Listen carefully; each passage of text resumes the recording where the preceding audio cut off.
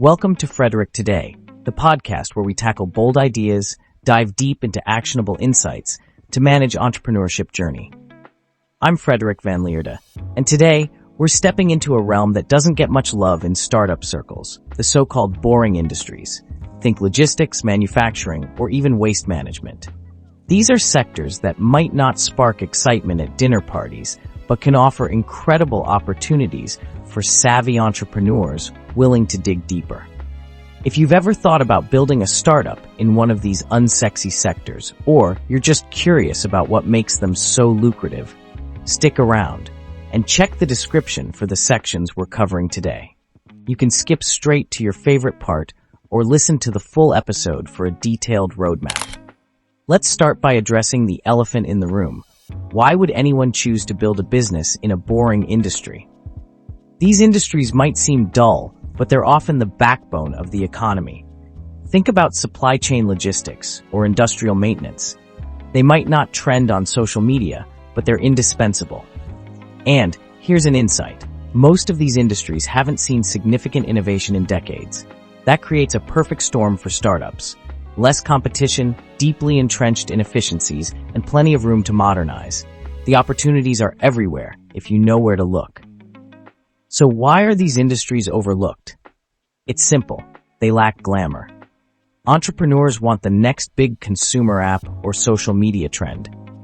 But if you're willing to roll up your sleeves, you'll find opportunities that others ignore. For example, logistics companies still using paper systems.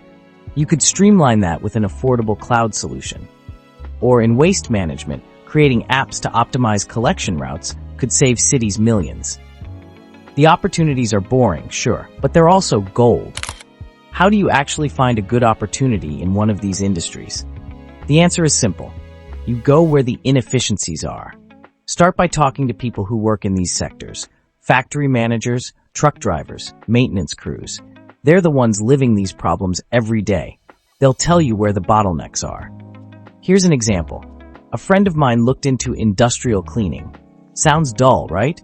But he realized that companies were spending hours scheduling cleaning crews manually.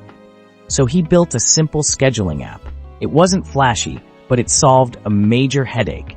And now his startup has contracts with some of the biggest factories in his region.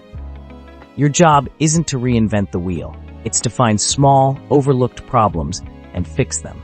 Efficiency improvements, automation, or better customer service, these are where you can make an impact. Now let's talk about execution. One mistake I see a lot of founders make is overcomplicating their solutions.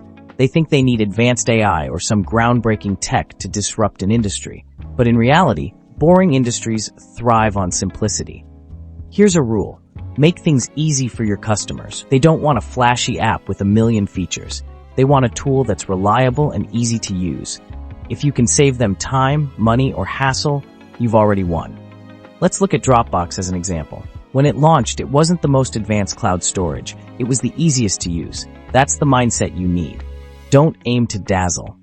Aim to deliver. Here's a challenge I love. How do you make a boring industry exciting? The answer is branding. Look, the industry might be dull, but your brand doesn't have to be. Take MailChimp, for instance. Email marketing isn't sexy, but MailChimp made it approachable with quirky branding and clear messaging. You can do the same. Focus on your story. What problem are you solving? How are you improving lives? A good story can turn even the most technical solution into something people care about. This part is key, especially in conservative industries. Trust matters more than your product's features. You might have the best solution, but if people don't trust you, they won't buy. Start by building relationships. Go to industry events, meet people, and listen. It's not about selling immediately, it's about understanding their world. Once you've built that trust, scaling becomes so much easier. And finally, let's talk about growth.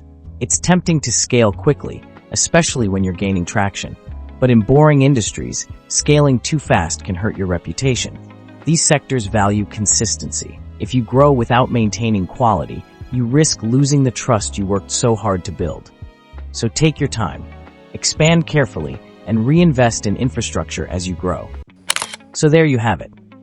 Building a startup in a boring industry isn't about flash or hype. It's about finding overlooked problems, creating simple solutions, and building trust. If you're looking for stable, lucrative opportunities, these industries have a lot to offer. And the best part? While everyone else is chasing the next big trend, you'll be solving real problems and creating lasting value. Thanks for tuning in to Frederik Today. Don't forget to check the episode description for the sections we covered. If you found this useful, share it with a friend and let me know your thoughts on LinkedIn or Twitter. Until next time, keep building, keep growing, and don't be afraid to explore the boring stuff. That's where the magic often happens. See you next time.